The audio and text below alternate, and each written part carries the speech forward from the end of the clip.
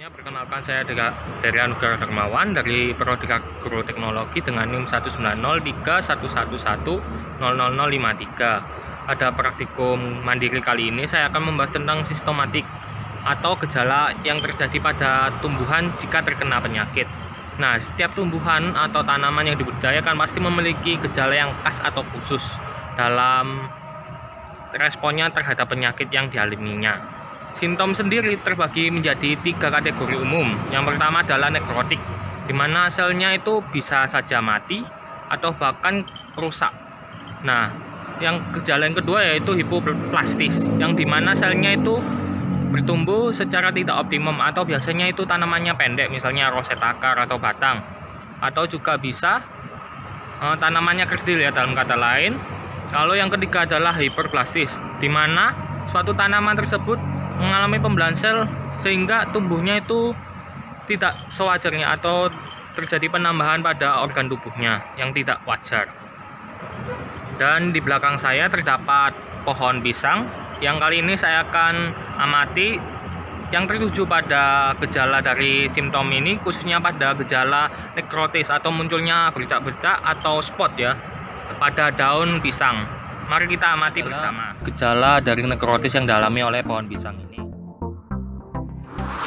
Penyakit nekrotis yang terjadi pada pohon pisang tersebut disebut dengan penyakit speckle daun yang disebabkan oleh bakteri yang bernama Clasosporium musaimason yang dapat menyebabkan terjadinya defoliasi daun yang berat. Nah, arti dari defoliasi adalah pemotongan atau pengambilan bagian dari tanaman. Dan penyakit tersebut pada intensitas yang sangat berat, bagian dari daun yang terkena akan mengering dan bahkan mati. Penyakit speckle daun umumnya ditemukan pada daun-daun pisang tua yang tumbuh di daerah basah di daerah tropis. Dan kebetulan pada gambar tersebut hasil objek pengamatannya adalah dari pisang yang sudah tua pohonnya. Penyakit speckle daun menyebabkan umur daun yang terserang berkurang sekitar 30 hari.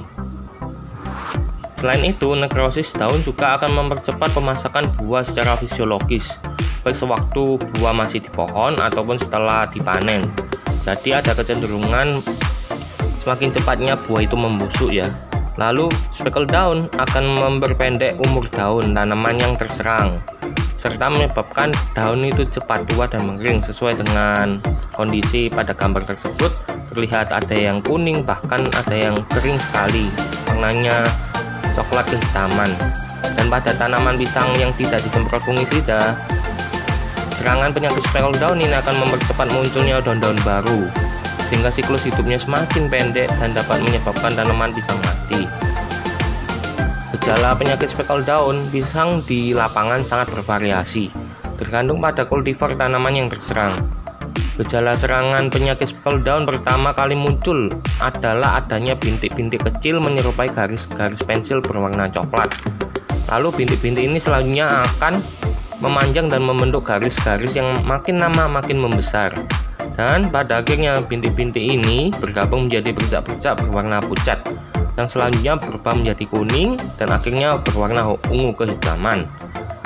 Nah, cara pengendalian dari penyakit speckle daun pisang ini adalah dengan cara menyemprot fungisida benomil sebanyak 0,5 gram per liter airnya setiap 2 minggu selama musim penghujan. Pada bagian yang saya lingkari tersebut adalah bagian dari bawah daun pisang yang warnanya itu sudah ungu kehitaman akibat dari perubahan yang tadinya bercak-bercak berwarna pucat lalu menjadi kuning dan akhirnya berwarna ungu kehitaman, jadi masih ada berbekas. Dan kesimpulan pada praktikum kali ini adalah gejala speckle daun yang dialami oleh pohon pisang ini cukuplah parah karena dilihat dari kenampakan gejala yang ditimbulkan secara morfologinya, yaitu sudah hampir melebihi setengah dari daun tersebut. Dan gejala awalnya itu biasanya adalah bintik-bintik kecil hitam dan lama-kelamaan menjadi garis keunguan dan lama-kelamaan akan menyebar seperti hal yang terjadi pada pohon pisang tadi. Dan penanggulangan dari penyakit tersebut adalah diberi benomil sebesar 0,5 gram per liternya. Terima kasih. Jika ada salah kata atau perkataan kurang berkenan, saya minta maaf. Terima kasih.